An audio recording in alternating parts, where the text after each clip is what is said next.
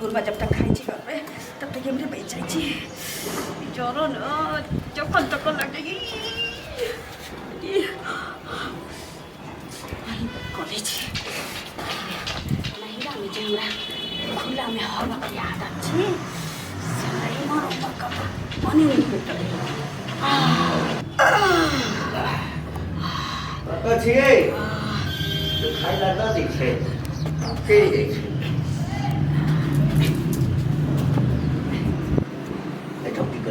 किछ नहीं कुछ देती है कि कोनो ख्याल रही यहाँ के हैं खाई लगा दे छिया चल जाई छी जता तता मकई को छी के में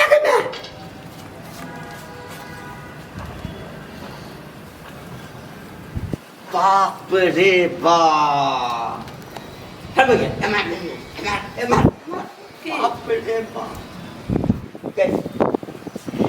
या सब करऽ के छलो हो या सब करऽ के छलो खेलिए हो में ते आ हगला तू गई ताहा जखन लागा तखने न हगबे के तो हग के छलो तही हम के नीचा में गिरता ना के नीचा में गिरता ना जोर से लागल छले ने सोई के बैसा गेले न तो जोर से लागल छलो हां त जाई त चल जाता ना बाथरूम में बाथरूम नहीं बना देने छियो गे बाथरूम में तोरा हगत की भ रहल छौ बात ही नहीं है कि हम कहियो बाथरूम में जाना फिरला ही नहीं छे हमरा होता हम गाछी वृक्ष में जाए छली खेत पथार में और बाथरूम में एक दिन गेबो कैली त हमरा डर लागल गूं ओनाइते रहे के बाथरूम बनै छै कथि ले कि घर परिवार के सब आदमी वही में हगै छै ना हमरा आदत नहीं छे हमरा खेत पथार में हगो के आदत छे सोई में हमरा जाना आदत छो तेरा बर्तन में हगा के बर्तन पर तो धोखा से हेक देलिए भगवान बाप रे हगा गेले हैं कथी छै वो गू छै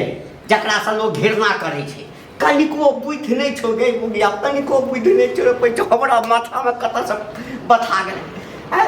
गई से बढ़िया तुम बिन बहू के रही रह है हां बिना हग वाली बहू भेटे त बड़ निक लगे गई हगई कोन बहू नहीं छै लेकिन केन घर में बियाह क देले जे हगहु मुतु पर पाबंदी लगेली है रे बा गे तोरा हग मुत पर प्रतिबंध नहीं लगेने छियो कई तू जब नैहर में जाए छली बाधवन में हगैला एकदम पैखाना बना दिलियो चाहे हमर नवकी कनिया आवे छै घरे में रहते लोग इज्जत झाँप कर जैसे से घर में पैखाना करते लेकिन गई तोरा के ओई सिफ्टी पैखाना में हमरा ओत सिफ्टी पैखाना नहीं छै कहियो हम ओई में बैठ के हगना ही नहीं छिए कि नहीं पक्का पर बैठ के हगतै हम तो ओत ढेला पर बैठ के हगै छली के तो बाहर जा के हेक चलगे कते तोरा समझियो हैं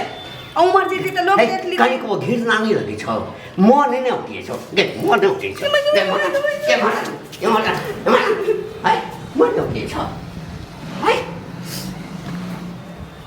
के लोग देखते की कहता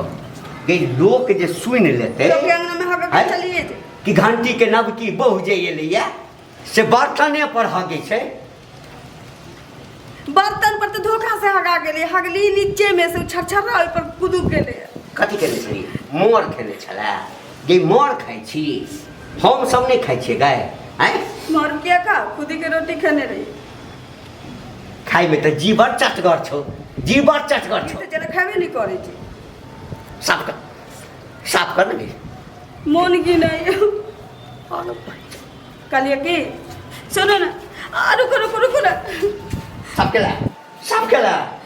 हैं कल आहू तो हमर घरे वाला छी एते माने छी हमरा आइ घर क दियो बिहान से हम नहीं आबे क दियो लाज नहीं होय छ बजाय कांडी कबो एको रति लाज नहीं होय छ गई बीमार जे या रहबे ना हां देह हाथ नहीं चलतो त घरों में एक दिन बिछौन पर ना त तकरा हम साफ कर देबो हां अखन हठा कठा छ हैं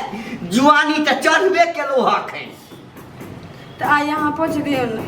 हमरा भूख लागल हम खाए जाए रोज हेक दे तू चल जो परेशान भ गेल छी अपना गांव से जो कोनो ठीक नहीं छै कका हेक देबी कथि कहला हमरा घर परेशान हम रहै छी अब बुझला कथि रे बुआ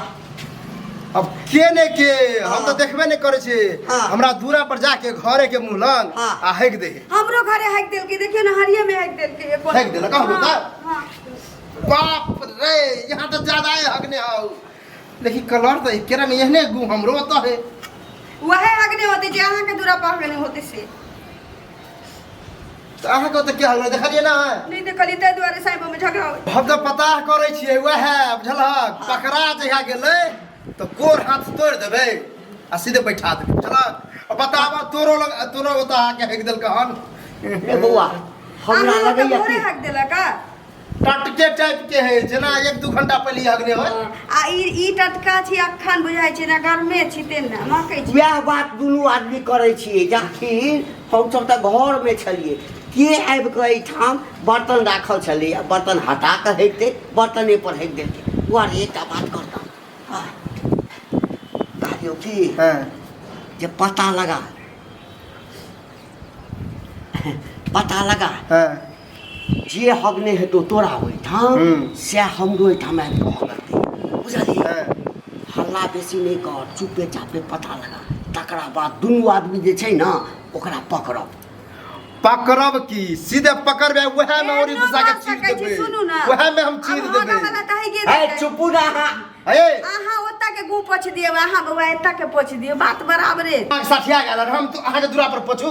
हम अपना होता तो हम केना केना हम कहै छी कि के पोछते के ने हमर कनियो से झगड़ा भेल हन बुझला जो खाली हम तो जेबे करे पकड़बै की औरी घुसा देबे चीर देबे जो साफे चीरबे हम चीर देबे तू जो पहले पता कर जो पता कर जो तहू कर हाँ। आ जब ये होता तो हल्ला करिया हमहू एबा जो हां हमहू हल्ला करबो ओके हां ये मारा बोलू ना ये मारा लगे